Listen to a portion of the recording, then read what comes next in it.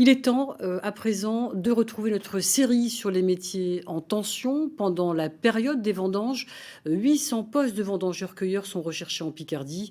Un recrutement de plus en plus difficile selon les viticulteurs qui doivent passer par des agences intérim et faire appel à la main-d'œuvre étrangère pour avoir leurs effectifs. Julien Guéry, Mélissa Genevoix se sont rendus début septembre chez un viticulteur à Passy-sur-Marne, dans l'Aisne. Comme chaque année, c'est l'effervescence dans le vignoble champenois du sud de l'Aisne à la fin de l'été. Oui, nous revoilà début septembre, en pleine récolte de raisins. Allez bah tiens, aujourd'hui j'ai envie de devenir vendangeur. Et c'est Romain Mercier et son équipe qui m'accueillent et qui vont m'apprendre le métier. Ça, c'est la tenue du vendangeur quand il fait beau. Ni trop chaud, ni trop froid, j'ai de la chance, car il faut pouvoir travailler par tous les temps. Les vendanges durent une dizaine de jours et pas question de repousser, le raisin n'attend pas. Pas de diplôme nécessaire pour devenir vendangeur, il faut juste avoir de la voix. C'est l'oiseau qui mangea le pépin de la pomme, de la fleur, de la feuille, de la branche, du pommier, de l'allée, du jardin de ma tante. Et tout ça grâce à ma tante. Le cri criait tombé dans l'eau. Pinot Noir, Meunier et Chardonnay, on cultive ici de la vigne sur 9 hectares. Les vendangeurs sont une trentaine, pour la plupart des fidèles, originaires du secteur, mais qui viennent aussi de Normandie et même des Vosges. Des retraités, des jeunes actifs ou encore des étudiants. Tu vois la queue là, tu la coupes. Donc quand tu la vois, c'est facile. Par contre, parfois tu la vois pas, donc tu peux écarter un peu les branches. Écarter d'accord. Et puis l'idéal, c'est de le voir, et de le couper. Ça fait longtemps que tu fais les vendanges ? C'est ma troisième fois là. On sait que pas hyper bien payé, mais on a plaisir à couper et surtout on a le réconfort qui va avec. Et on mange bien. Et ça, c'est pas partout ? Ah non. Ça, je pense pas que ce soit partout. Hein. Les cueilleurs sont au SMIC horaire. Cette année, ils gagnent 680 € net pour 8 jours et demi de travail intense et physique. Mais pour certains, c'est un rendez-vous traditionnel et incontournable. J'adore les vendanges. C'est fatigant, on a trop chaud, on a trop froid, on est fatigué. Enfin oui, j'ai déjà dit, on a mal au dos. Mais je sais pas, il y a quelque chose. Déjà, on cueille du raisin pour faire du vin, enfin en l'occurrence du champagne, ce qui est quand même plutôt noble, je trouve. Tu rentres des vendanges, c'est une vraie parenthèse, quoi. Allez, c'est l'heure du verdict pour mon premier panier. On va mettre de côté les grappes qui sont avec des grains pas mûrs, comme celui-ci, et des grains un peu trop flétris qui, eux, ne vont pas donner en macération, vont pas donner ce qu'on recherche. Ça, une grappe comme ça, effectivement, c'est très bien. Ah, j'en ai quand même quelques-unes de bonnes alors. Oui, pas de problème. Bon, va falloir encore travailler mon coup d'œil. En tout cas, le travail se fait dans la bonne humeur. Et Romain Mercier le sait, par les temps qui courent, c'est une chance de voir ses employés répondre présent chaque année. Les charges patronales et sociales sont de plus en plus importantes, donc il faut trouver un moyen de les remercier aussi, de faire cet effort-là. Et justement, voici l'heure du réconfort. Cela semble être une évidence, mais ici, on est nourri et logé par le viticulteur, ce qui n'est plus le cas partout. Si t'as pas au moins le logement et la nourriture, ça vaut même pas forcément le coup de s'investir dedans, quoi. Moi, je suis sur beaucoup de groupes saisonniers, je vois beaucoup d'annonces. Et simplement, des fois, on te dit, tu vas faire les vendanges, bon, ce sera un salaire minimum, le sécateur est fourni et les heures supplémentaires sont payées. Voilà, c'est à peu près tout ce que ça propose comme avantage pour un boulot qui est difficile. Ici, c'est super différent, c'est logé, nourri, chouchouté, quoi.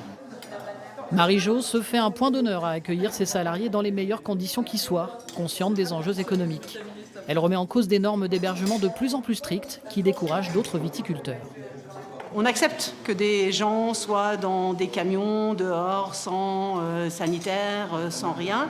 Et on n'accepte pas qu'il y ait 5 vendangeurs dans une chambre, ou qu'il y ait une douche pour 5, il faut une douche pour 4. Et c'est le côté compliqué. Alors oui, les vendanges, c'est fatigant, mais la preuve, avec une bonne ambiance et de la convivialité, c'est motivant. Et ça change tout.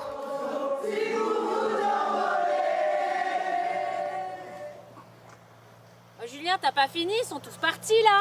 Non, j'ai pas fini. Ils sont tous partis. Eh oh! Eh les gars!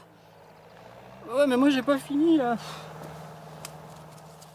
Et voilà pour ce reportage. Voyons quelles solutions sont envisagées pour rendre ces professions plus attractives.